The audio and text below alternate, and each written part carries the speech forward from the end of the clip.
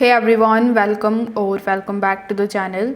So in today's video, I'm going to show you how to download Lightning Exchange app on your phone.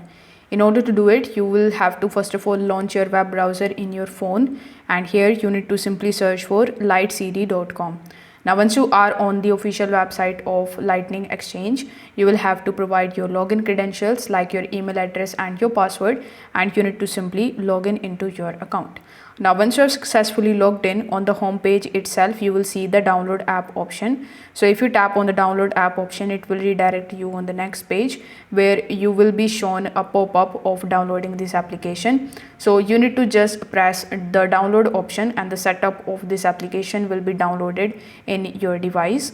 Over here, as you can see, it is also showing you the Android and the Apple Store version. So you just have to click on any of these and download it from here.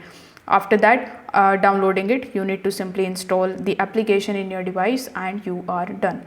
If this video helped you out, make sure that you like this video and subscribe to the channel. Thanks for watching.